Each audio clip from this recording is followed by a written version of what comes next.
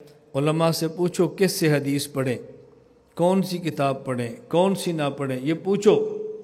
इस पर लोग कहते हैं जी सारी किताबें हदीस की है, पूछने की क्या ज़रूरत है।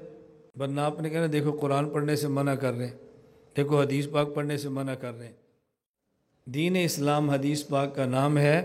उलमा से पूछो किस से हदीस पढ़ें, कौन सी किताब पढ़ें, कौन सी ना पढ़ें, ये पूछो। इस पर लोग कहते हैं जी सारी किताबें हदीस की है, पूछने की क्या ज़रूरत है। हमने कहा पूछने की ज़रूरत है, ज़रा बात अच्छी तरह समझना। मैं अब मिसाल देकर बात समझाने लगा हूँ कि आपके सामने थोड़ी सी बात खुले।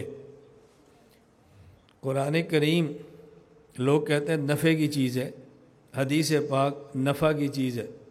जिससे भी पढ़ोगे फ़ायदा होगा, जितना पढ़ोगे फ़ायदा होगा।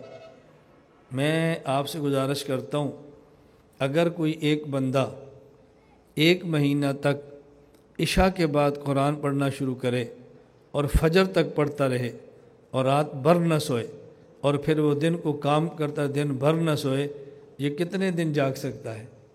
1 महीना चल जाएगा? बताओ।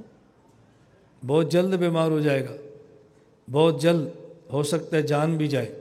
अब किसी आलिम से पूछो, अपने शेख से पूछो, जिससे बैत है अपने मुर्शिद से पूछो, वो कहेंगे भाई नहीं, इशा की नमाज़ पढ़ो, सो जाओ, सुबह जल्दी उठो, तहज्जुद पढ़ो, तिलावत करो, ज़िक्र करो, इशराक तक पढ़ो, बस उसके बाद अपना काम करो, खाना खाओ, फिर दिन को आराम भी करो। अब कोई बंदा ये कहे कि देखो जी मैं तो रोज़ाना 10 पारे पढ़ता था, ये कैसा पीर है, कहता है 1 पारा पढ़ा करो। भाई वो कहता है कि 1 पारा पढ़ो तो मौत तक पढ़ोगे, ये रोज़ाना रात भर जाके तुमने 10 पारे पढ़े तो तुम 1 हफ़्ता भी नहीं पढ़ोगे। तो आपके पीर साहब तो चाह रहे हैं कि आप ज़िंदगी भर पढ़ो, और शैतान चाहता है कि आप न पढ़ो, इसलिए उसने 1 हफ़्ते में इतना पढ़ा दिया है कि आइंदा पढ़ने के लिए आप तैयार ही नहीं हो रहे। लेकिन ये बात तो तब समझ आएगी नहीं जब किसी पर एतमाद होगा।